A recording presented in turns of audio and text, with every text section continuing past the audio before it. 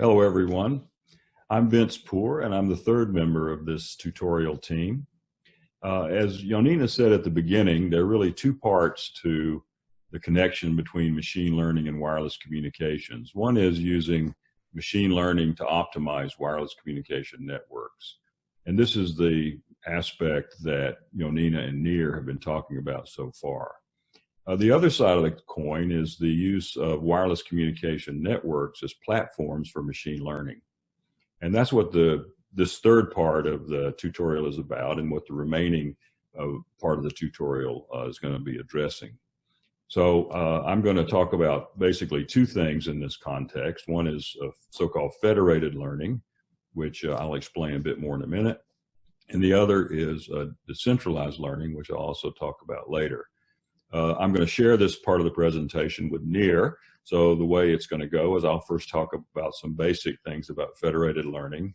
Then Nir is going to talk about uplink compression for federated learning. And then I'll come back at the end and talk about decentralized learning and then wrap up the tutorial. So why don't we get started? So first of all, just take a step back and look at the so-called state-of-the-art, I guess, in machine learning. This is greatly oversimplified, but just to set the stage a bit. So first of all, why has machine learning been such a big thing in recent years? Well, it's not a new technology. Of course, machine learning goes back quite a ways, decades. But lately, in more recent times, we see more and more data being available, both because of the prevalence of personal devices and also because of the internet. And there's been a significant increase in computational power to deal with that data. So this means it's been possible to apply machine learning in a great number of areas. So standard machine learning, and I put standard in quotes because, of course, it's just an oversimplification, but basically standard machine learning is implemented in a centralized manner, that is in the data center or in the cloud. And the learning algorithm has full access to the data. On the other hand, and at the same time, there are also state-of-the-art models, such as deep neural networks, that can be applied in this way. And these are managed and operated by standard software tools like TensorFlow and specialized hardware. On the other hand, there are applications where centralized machine learning might not be the best choice. So examples include autonomous driving or self-driving cars, first responder networks, tactical networks, and others. And what makes these applications different are several features. First of all, the data is at the edge. It's born at the edge of the network, either on iPhones or IoT devices, so it's already there. If you're in a wireless situation, which of course all of these are, there's limited capacity to upload data to the cloud. So immediately you see there's a problem. If you have a lot of data to be uploaded, there's going to be an issue. Secondly, in many of these applications, there's requirements for very low latency. So ultra low latency communications, particularly, for example, in autonomous driving. And if you have to upload data all the way back to the cloud, then that's going to add to the latency. Data privacy is another issue because if you keep the data at the end user devices, then its privacy is maintained. I'll say more about that later. And then also just the applications may involve the locality where the end user devices are. And so it's not necessary to think about loading data up from a broad network into the cloud in order to build models. So these kind of considerations motivate moving learning closer to the network edge. So I'm going to talk about here a couple of things, and I'll start with the machine learning, the standard machine learning paradigm I just discussed. You have data which is collected, say, at the edge, uploaded into the cloud. The cloud builds models or a model and downloads that to the end user devices. So the computations are done all in the cloud. The end user devices can be just data collectors, and they don't need to be able to do any machine learning. In federated learning, the end user devices are themselves going to do the learning. So data will be collected at the end user devices. They will learn a common model independently, upload their model to say an edge device, which could be take the role of the cloud here. The edge device will serve as an aggregator. It will aggregate those models and send the aggregated model back to the edge device or to the end user devices, where it can be updated again, and there can be multiple iterations of this process. And then finally, a decentralized machine learning is a different model where, again, learning is done by end user devices, but then there's no device playing the role of the cloud. That is, all the learning is going to be done on the end user devices. There's no aggregator, but there may be peer-to-peer communications where there can be some consensus achieved about what models should be. So here I'm going to talk about federated learning, and I'm going to talk about decentralized learning. So start with federated learning. What are some challenges? Well, one is just the communication bottleneck. As I said, we're talking about a wireless network. Data has to be uploaded even from the end user devices to an edge device or an access point. So there's going to be a bottleneck there. There are usually many end user devices for each edge or access point device. There's going to be statistical heterogeneity. That is, not every device is going to have the same quality of data. There's going to be system heterogeneity. Not every device is going to have the same capability for computation and so forth. Privacy and security, of course. Once you have a lot of devices in a wireless network, there are going to be possibility of intruders and all kinds of other things. And I'll talk about that a bit later as well. But communications and information theory can help tackle most of these challenges. So if we're going to look here mainly at the communication bottleneck. And in order to handle the communication load, there are going to be a couple things we have to look at. One is user selection. Another is compression and source coding. And then we have to worry about non-orthogonal transmissions, which are going to cause interference. And finally, over-the-air computations, which it means that we may be able to use the actual superposition property of the wireless medium in order to do some of the computations for us. So why don't we move ahead and talk about user selection and interference and how that interfaces or interplays, if you will, with federated learning. Okay, so here's another model, reminder of the model for federated learning. We have end user devices where learning is going to go on. Models are shared with an edge device or access point where it's aggregated and then returned back to the end user devices. Okay. So the basic idea of federated learning is we want to enable those end user devices to do machine learning without centralizing their data. Key features, again, own device data set, so the end users keep raw data locally. Own device training, the end user devices are powerful enough that they can train algorithms there on a shared model.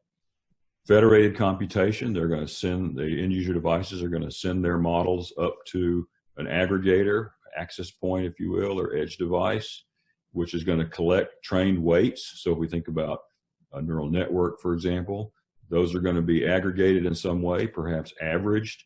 And then that shared model is going to be sent back down to the end user devices where it can be, the process can be iterated. And in this situation, we're going to get privacy by default. And I really should put that in quotes because I'm going to say a bit more about that later. There are some issues there. But if you think about what this means basically that the actual raw data is not going to be transmitted anywhere. It's going to stay on the end user device. So here's the operation, if you will, of federated learning. We're going to iterate the following process until convergence. At the end user devices, we're going to perform local training. We're going to send trained weights to the aggregator. And then at the aggregator, the aggregator is going to average the model. So the aggregator is the access point and redistribute it to the devices. And again, we're going to iterate on that until we get some kind of convergence. Now, what are some issues that come up here? Well, because this is a wireless network, the communications from the end user devices to the edge device or access point needs to go through wireless channels. So the communication medium is shared and resource constrained because it's a wireless medium. So because it's resource constrained, only a limited number of devices can be selected in each update round. And because it's a shared medium, there's going to be interference, so the transmissions may not be reliable for that reason. So two questions that arise here that we're going to address in this part of the tutorial is, how should we schedule devices to update the trained weights? And how does interference affect the training? So here's another way to think about federated learning evolving over time. First of all, there's the access point or the aggregator is going to select a certain number of end user devices for upload. Those devices can train and then send their trained weights to the aggregator. Some of those transmissions are going to be unsuccessful. And then we're going to iterate again. So there's going to be another round of the same thing, and we're just going to keep going until we converge. So the two kinds of things that can happen are, if you're an end user device, you're not selected, and so therefore you can't at that time send your updated weights to the aggregator, or you may be selected and yet you can't transmit because of some of the impairments of the wireless channel. Okay, so here's a system model that we're going to look at for this, just so we can try to get some understanding of it. First of all, we have a mobile edge network, so we have access points and end user devices that are capable of computing. The access points we'll just assume are distributed in some kind of Poisson process, and each access point is going to have K end user devices associated with it. And then the spectrum is going to be divided into N subchannels, where N, of course, is less than K. And that spectrum is going to be globally reused from access point to access point. Okay, so one of the first questions we're going to have to ask is how to schedule these users. But first of all, let's just look at the federated learning again. Again, there's own device training. And what's going to happen is each end user device is going to train a statistical model using its own data.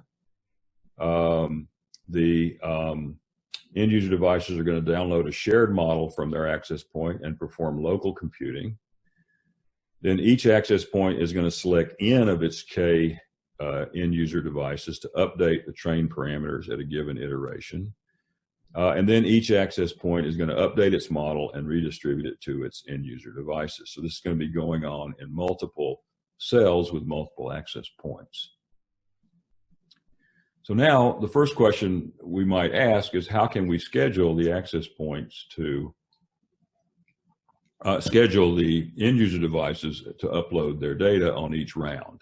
And to look at that question, I'm going to look at three standard scheduling mechanisms, and the idea here is you want to compare their performance in federated learning setting. The first one is random scheduling, where the access point uniformly selects N, remember N is the number of channels, out of its K end user devices at random, so random scheduling. The second scheduling mechanism is round robin, where we just divide the end user devices up into G groups, where G is determined by the number of end user devices and the number of channels, and is just going to sequentially select those groups as the model is updated iteratively. And finally, there's proportional fair scheduling, where the access point is going to select N of the K end user devices with the strongest signal to noise ratios. Okay, so it's another technique. Now, what I'm going to talk about now is an analysis that appears in the paper that's shown here at the bottom of this screen, which appeared just a few months ago in the IEEE Transactions on Communications. Okay, so now we have these scheduling mechanisms. We're going to be transmitting over a wireless network. So a trained update can be successfully received by the access point if and only if two things happen. First of all, the end user device for that particular model has to be selected by the access point, and even if it's selected, the received signal to interference plus noise ratio at the access point has to exceed a decoding threshold, which we'll call theta.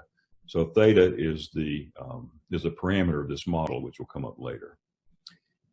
So this gamma sub kt is just the SINR at the received at the access point for the kth end user device at iteration t. And a metric to quantify the effectiveness of training is going to be the number of communication rounds required to reach an epsilon accurate solution. And by that I mean, so here we're going to be solving a very tame machine learning problem, and just to look at the communications aspects. In particular, we're going to be looking at minimization of a strongly convex function. So in this case, you know you're at a minimum when the primal and dual solutions agree. And an epsilon accurate solution is one where the difference between the primal and the dual solutions is less than or equal to epsilon. So when epsilon is small, you're getting to very close to optimum. Okay, so that's what we mean by an epsilon accurate solution, and epsilon is going to be another parameter in this model. Okay, so in this setting with some assumptions that are found in that paper, I won't go through them all in detail here, we can actually get lower bounds on the number of communication rounds, and they're given here in these formulas. I'll give some approximations in just a minute, but the parameters are, as we've seen, there's theta, which is the threshold for decoding. There's epsilon, which is the quality of the solution. And there are three more parameters, which I didn't mention yet. One is the path loss exponent alpha. Another is the precision level at the end user devices of machine learning. So we're going to abstract the machine learning at the end user devices into a precision level that can be achieved there. And N is just the total number of exemplars distributed over all of the end user devices. So don't worry too much about these formulas. I'm going to give some plots in a minute. But we can also do some approximation for special cases. If we have a high SINR threshold, which means basically a low quality, a lower quality code, so this is a more challenging situation, we can approximate the three lower bounds in this way. For random scheduling, round robin, and proportional fair, basically what we can see with these approximations is that random selection, round robin have approximately the same behavior, whereas proportional fair actually has a lower bound. Okay, so these lower bounds are just lower bounds, but they're going to be proxies for the performance, and we'll see that they also do predict some performance in actual machine learning. On the right is an approximation when the theta, that is the SINR threshold for decoding, is small. This is a case where we have a really good code. We don't need a lot of SINR to decode. In that case, we see that random scheduling and proportional fair have the similar convergence performance, while round robin has better speed up. So for a good channel, round robin is better. For a bad channel, proportional fair is better, as you might expect. And here's a chart just to show that for a particular set of parameters. The left-hand side is for a high decoding threshold, 15 dB. The right hand is for a low decoding threshold, minus 25 dB. And you can see that in the left-hand side, the lower bound for proportional fair is much lower than the lower bound for the other two other two scheduling protocols, and that's just consistent with intuition, because if you have a poor channel, you need to pay more attention to the signal to noise ratios. On the other hand, on the right-hand side, where you have a really good link, then we don't really have to worry too much about that. We can just go round robin and still get good performance. So blue here, the lower one on the right is blue, which is the round robin. On the left, green, which is proportional fair. We can also use these lower bounds to look at the issue of how we should divide up the spectrum. Excuse me. Obviously, if we have larger subchannels, excuse me, we can get better performance. On the other hand, if we have smaller subchannels, we can allow more end-user devices to report on each iteration. So there's a trade-off in terms of number of subchannels, and you can see that there's kind of a sweet spot from this chart here on the left. You can see that there's kind of a sweet spot for the number of subchannels for a given type of scheduling algorithm. I'll just show here some actual machine learning results just to underscore the fact that the scheduling protocol matters. So this is looking at a case where we try to, we're training a support vector machine on MNIST data, which is handwritten character recognition data. You see the parameters here, 10,000 sample points on 100 devices.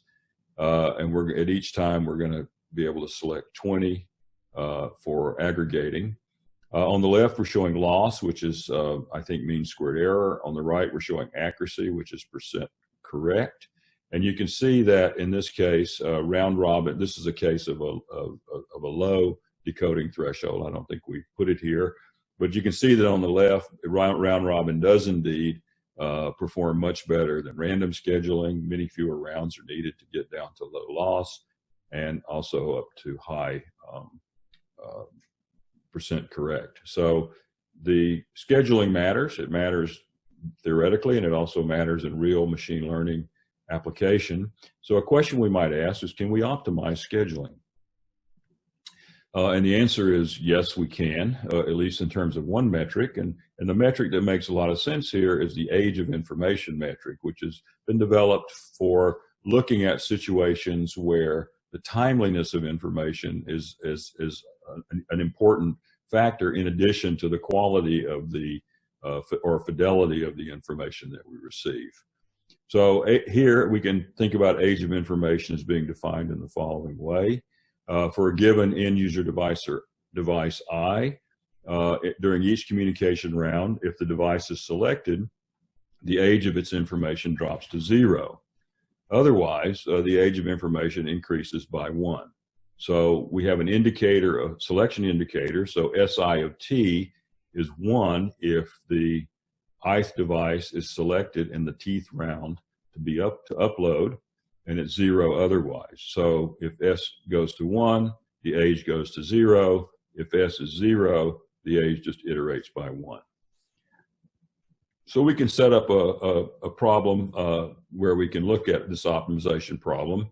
Here we're just going to look at, we're going to forget about the role of interference here. We're just going to look at one access point to focus in on this optimization problem. So again, we have K associated end-user devices and N subchannels. And here we're going to allow the end-user devices to select more than one subchannel if they want to. Okay, so there are more degrees of freedom here than just which end-user devices are going to be selected. So we can set up a design problem where we try to minimize the average age of information. Remember, I of T is the age of the information of end-user device I at time T. SI of T is a selector for that end-user device at time T. F alpha is just a weighting function for the time, standard one, before the age of information. And then we have several constraints. We have a rate constraint, which plays the role of the, if you will, a role similar to the role of the SI&R threshold and the other model that I gave you. There's a total power constraint, and there are channel constraints. There's only so many channels. And so the total number of channels in use is upper bounded by N, basically, and so forth. So anyway, we have this model. It turns out that this computational problem is fairly low complexity. It can be solved in polynomial time. So at each iteration, we can solve this problem to decide which end-user devices should be chosen for upload at that iteration. And when we do that, we see that we can get improved performance over another fairly reasonable type of scheduling algorithm called maximum pack, where at each time we try to pack in the maximum number of reporting end-user devices as we can. So here, wireless round robin is the scheme I just described, where you minimize the average age. Maximum pack I just described.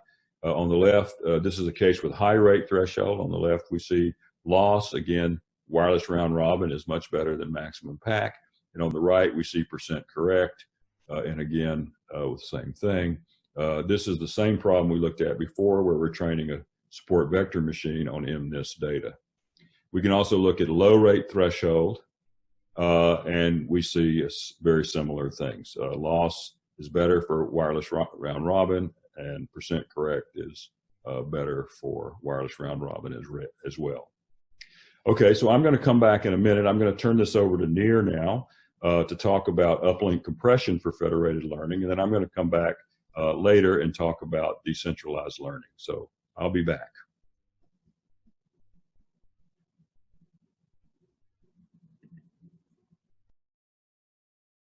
Hey, this is Neil again, and I will discuss another relevant challenge of federated learning, which can be naturally tackled using communication tools.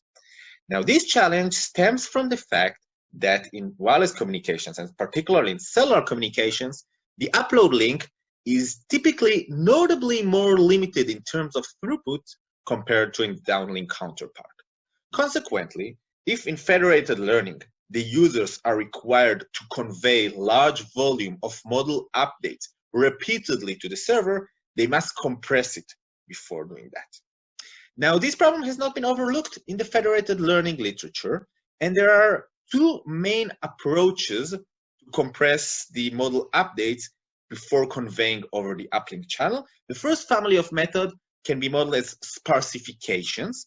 Sparsification method imply that instead of sending complete set of model updates, we're just sending a subset. So this can be just selecting a random subset, like by applying some random mask.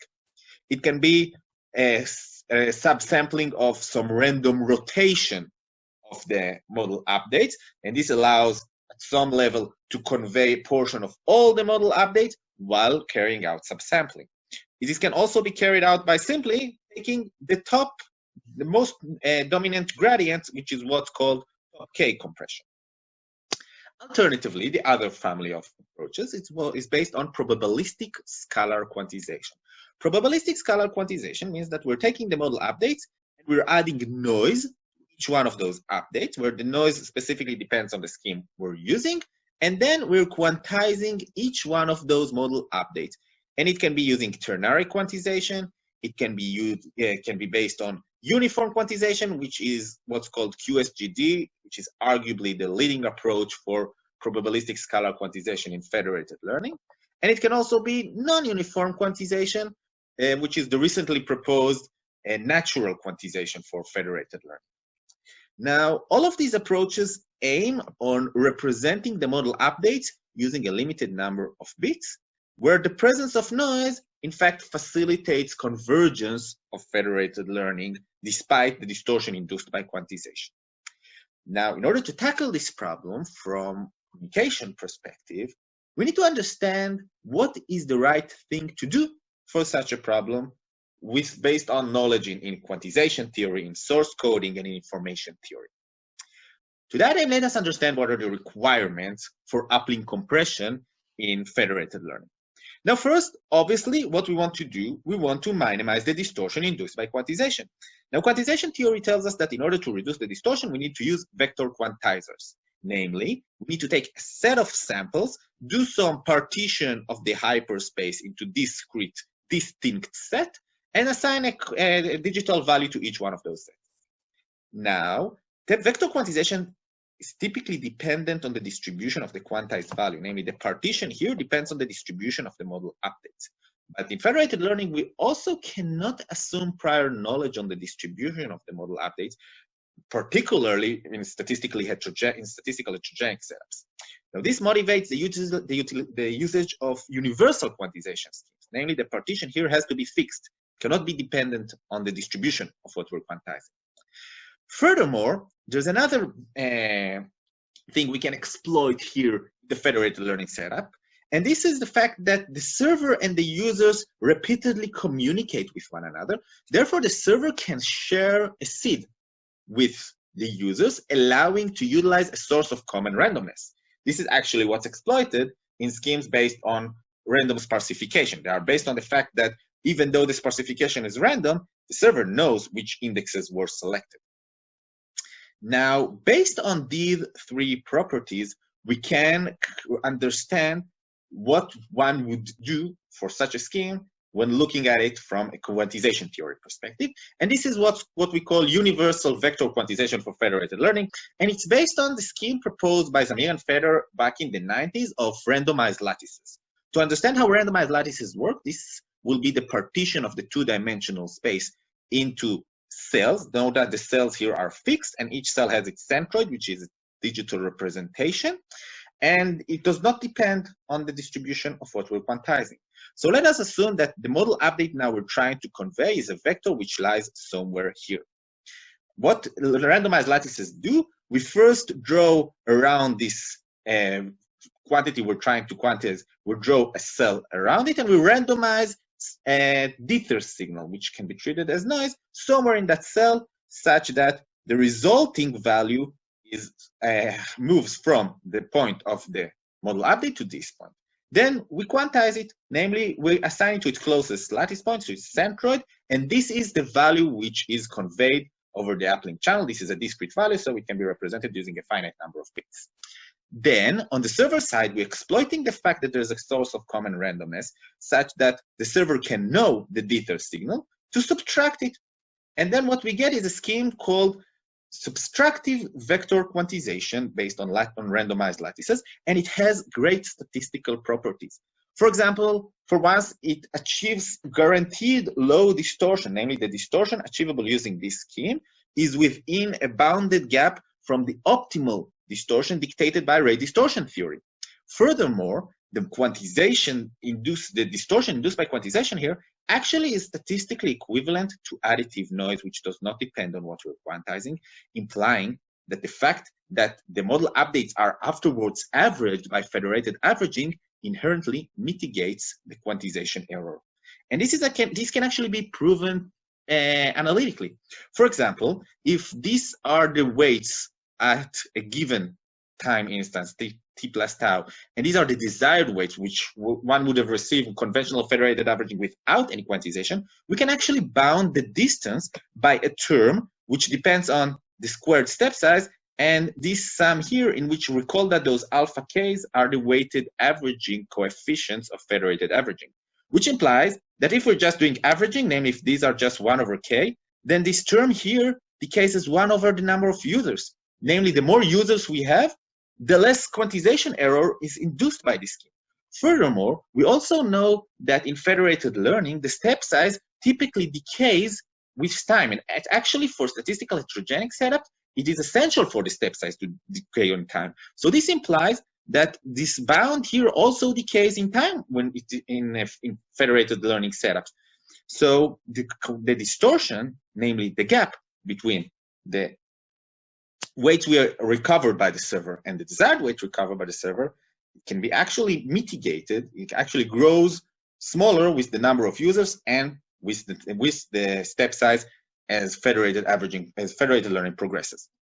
Now, the gains are not only translated in terms of quantization distortion, they're also translated in terms of the convergence of the overall algorithm. And it can be shown that for smooth and strongly convex objective, the distance between the expected objective achieved using this vector quantization scheme with federated averaging and the desired one, the minimal objective, can be actually bounded by a term which grows as 1 over t, which is exactly the same, or at least the same order of convergence as that achieved in unquantized federated learning.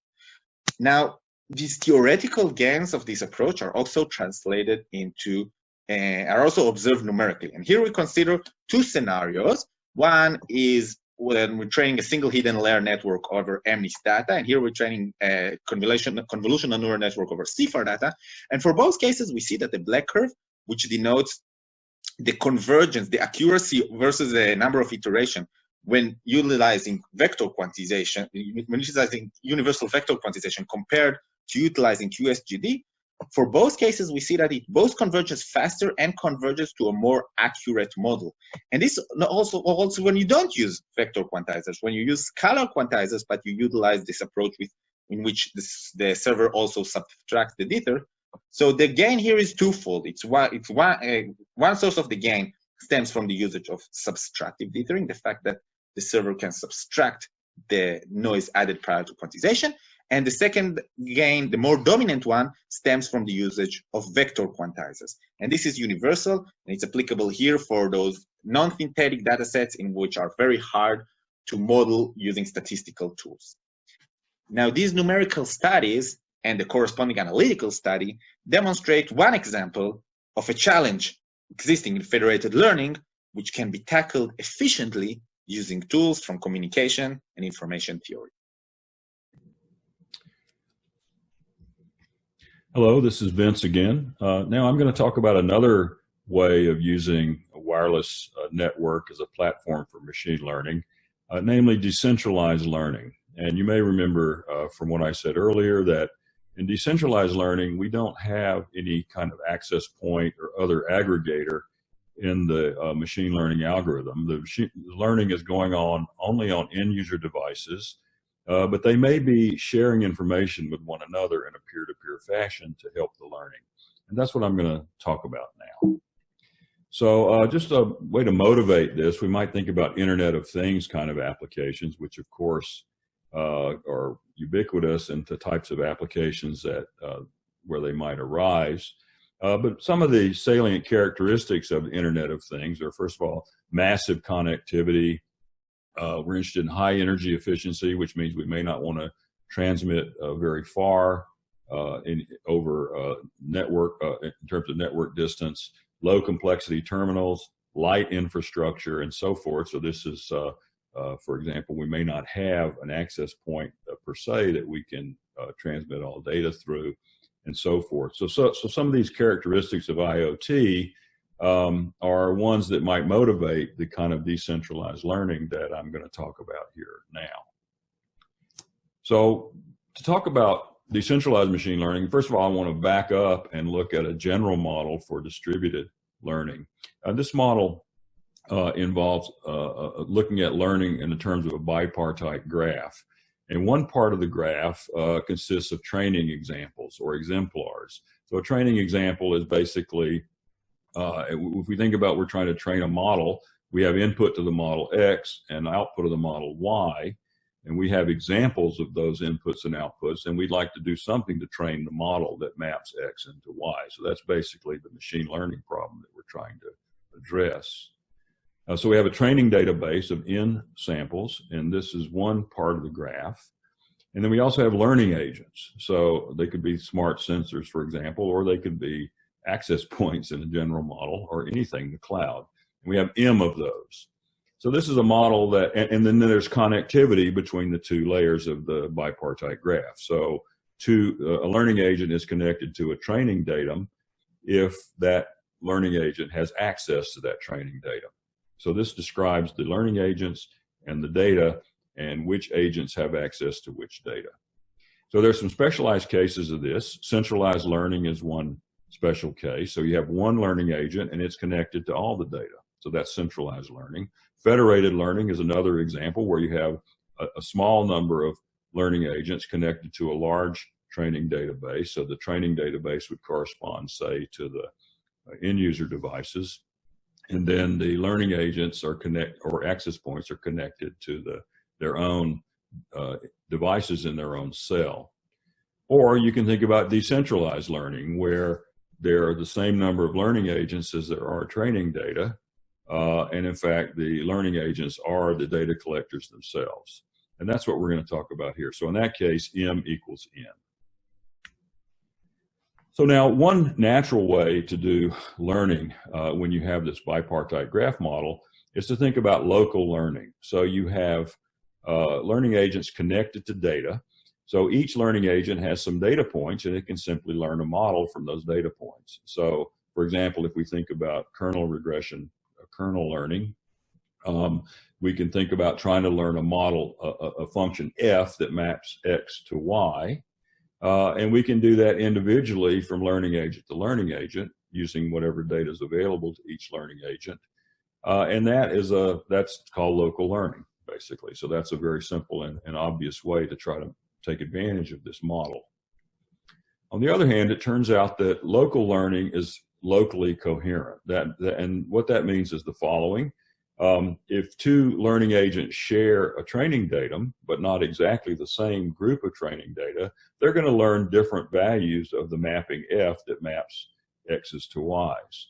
So when those individual F's are applied to, say, X1 to a common data point, so here I'm thinking of F1 and FM sharing the data point X1, Y1, F1 hat, the learned function for F1, for agent 1, may not agree with FM hat and when applied to X1. So that's called local incoherence. So even though they're training with the same single data point, their other data points are different, and they're going to get different values for the target on that shared data point. So this is local incoherence, and it can be shown that local incoherence is not optimal. That is, you don't get the overall best fit of learning when you do that.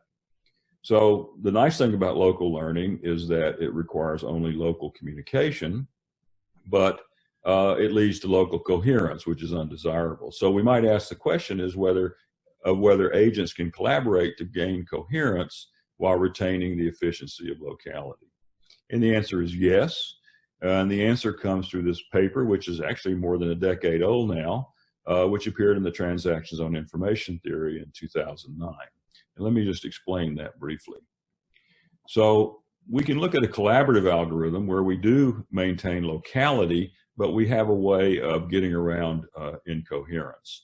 So let me just describe this algorithm briefly. So we have, in this case, we have 4 learning agents. The first one is going to train on its data.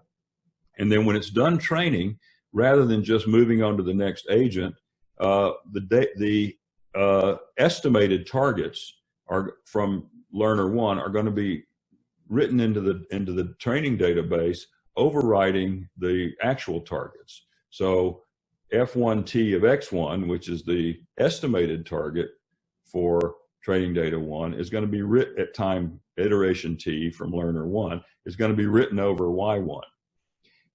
Then we're going to move to training agent 2, which is going to do the same thing with its data, learning its version of F, and then writing over the targets in its data.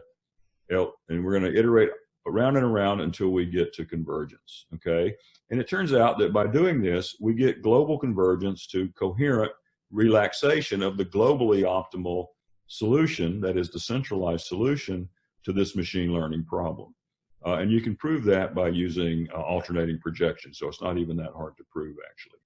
So here we have we only need local communication, but we can get basically the best performance that we can get, and we can get a coherent solution.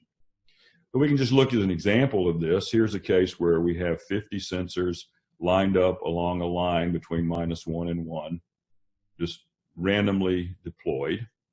The sensors are going to, each sensor is going to observe a function of its location, xi, plus noise. We'll just assume the noise is IID normal 0, 1. In this case, the function f is going to be linear, so this is a very simple problem. And then we're going to let two sensors be neighbors, or two learners, if you will, be neighbors, if they're physically within R of one another. So R is kind of the radius of a neighborhood in this case. And the sensors are going to do kernel learning, and they're going to apply a linear kernel. So this is a fairly simple machine learning problem, but it does illustrate what's going to happen here. So if you look on the right, we show test arrow versus R, so versus the size of the communication neighborhoods for each sensor. And down at the bottom, there's a solid of this curve. There's a solid line, which almost is at 0, which is the fitting performance of centralized learning. And here, since we have a linear kernel, a linear regression function, of course, it's going to be a very good fit. The dotted line, the one at the top, is local learning. And you can see here that the radius R has to be quite large in order to get close to that centralized learning. In fact, you almost have to have a large enough radius that all the data is in the neighborhood of each other. On the other hand, if we do SN train, which is the dash dotted line, that's the algorithm I just described, you can see that with a fairly small neighborhood, r equal 0.2, we're already down to the performance of centralized learning. Okay, so you can see that this collaborative learning algorithm is actually quite powerful in maintaining the advantages of locality while getting a pretty good performance out of the learning algorithm relative to purely local learning. I want to talk about one other topic in this area, and then I'm going to wrap up the tutorial. First of all, this has to do with a different learning problem, which is reinforcement learning. Now, reinforcement learning is not really a problem of minimizing a function through learning. It's really a function of finding decision and control strategies without a model in Markov decision processes. And a particular type of reinforcement learning is Q learning, which is trying to update a Q function, a utility function, iteratively, seeking to converge to an optimum to find a decision strategy or control strategy that gives us the optimum utility. If we have a centralized data for reinforcement learning, the update is typically performed by gradient updates. Okay. On the other hand, in a distributed setting where we have decentralized learners, we can't really do a centralized gradient update, so we have to do something different. But it turns out that in an algorithm that's described in the paper that's shown here at the bottom, which appeared in the Transactions on Signal Processing in 2013, in a fully distributed setting, we can in fact find an algorithm that does achieve global Q values under certain conditions on connectivity of the bipartite graph that I showed you. And in particular, in a fully distributed setting, at each agent, the Q function is updated not only by using a local gradient update in a classical way, but also trying to achieve a consensus among neighbors. So you have two parts of an update, gradient update plus a consensus among neighbors update. And if we do both of those updates and we have the right connectivity, and we choose the tuning parameters of the iterative algorithm in the usual way, then we can get convergence to global values. And so we don't really need centralized reinforcement learning under these circumstances. So just to show an example, this is a very simple example of reinforcement learning. We have 40 learning agents. The states are binary, the actions are binary. Connectivity, it depends on the two nearest neighbors are your network or your neighborhood. And on the left here, we look at the Q factors, of which there are 4 here because we have binary states and binary actions for a typical agent, for centralized and distributed iterations. And you can see over time, these both converge to the same thing. So we're getting centralized performance out of this decentralized algorithm. On the right, we've chosen 10 agents at random, and we're just looking at how they achieve consensus. Again, there are 4 Q factors, and we're seeing that they're all converging together for these 10 agents. So just as in the case of other types of learning, when we have a decentralized algorithm, if we do it correctly, we can get centralized performance. All right, so let me wrap up this final part of the tutorial, and then I'll wrap up the tutorial. First of all, we've been talking here about using wireless networks for platforms, as platforms for machine learning. We talked about federated learning, where edge devices like access points interact with end user devices to learn common models. Then we talked just now about decentralized learning, where the end user devices interact with one another to collaboratively learn models or actions in the case of reinforcement learning. Some issues for research here.